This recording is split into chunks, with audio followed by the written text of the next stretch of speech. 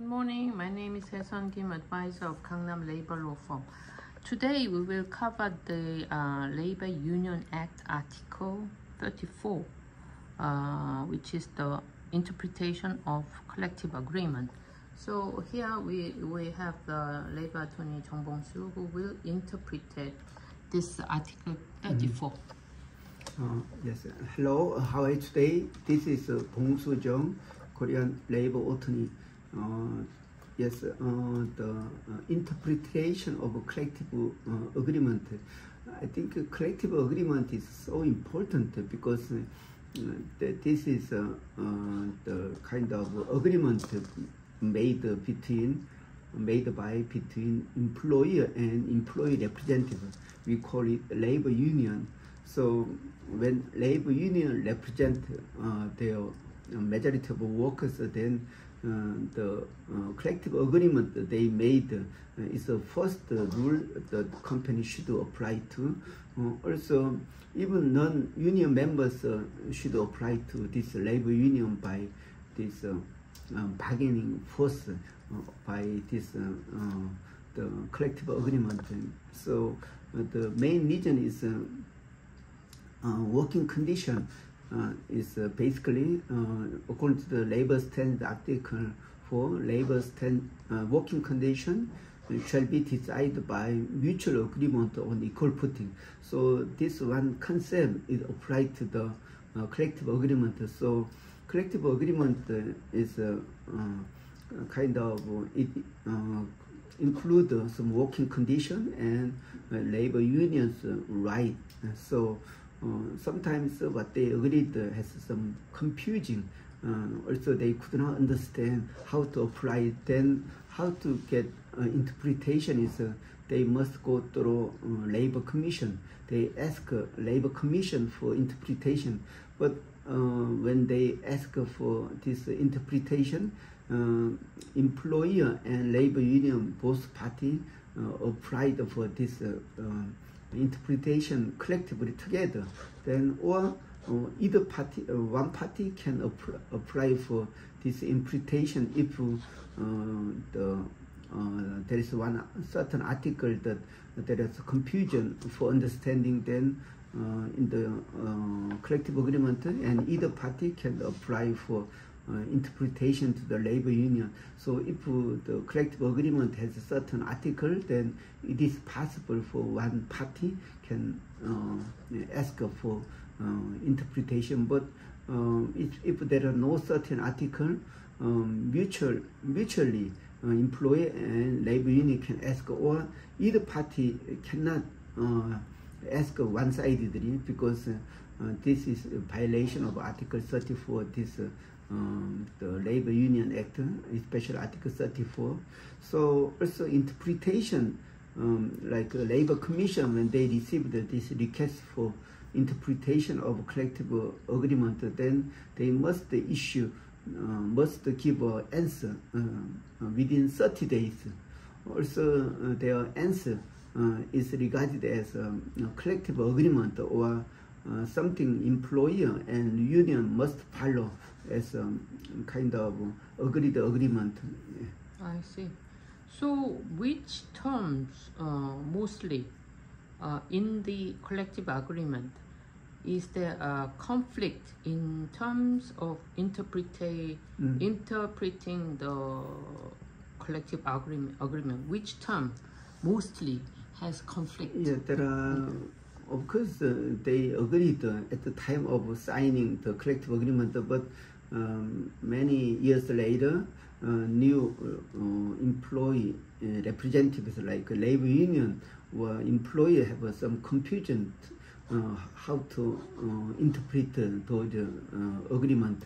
So, for example, like when they take the managerial dismissal, employer must dismiss the foreign workers.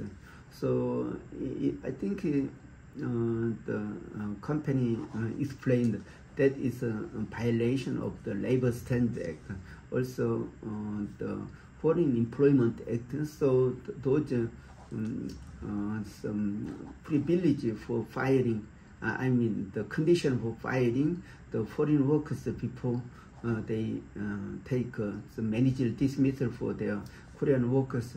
So, but labor union say that this is what they agreed, so it must be implemented. Also, foreign workers, they have the fixed term period, while the Korean workers have a non-fixed term period. That means they can work up to the retirement age. So foreign workers should be regarded as temporary workers. So they claimed, so companies should follow this provision. Yeah.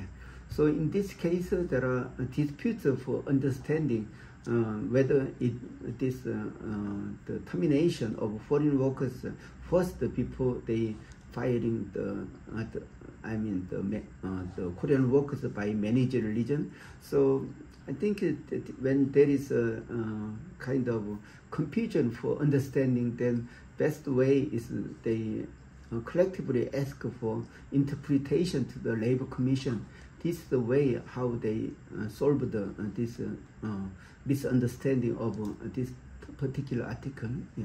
So I understand that Korea Gangnam Labor Law Firm has been involved recently in the managerial dismissal in a corporation, and there was an issue of whether they should lay off the foreign workers first, and that is under the collective agreement. Yes. So in your opinion, do you think this collective agreement is reasonable, or it's not? It's violating like a discrimination between the local workers and foreign workers? Yes, we claim that this provision, when it was decided or accepted, but at that time, I think that rule was made when the foreign workers was started with trainee status.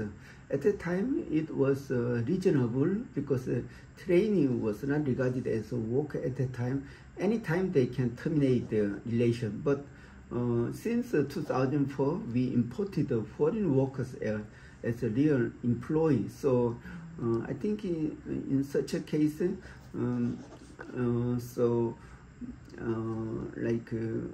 I think first one, it is a good idea to ask the interpretation to the Labor Commission.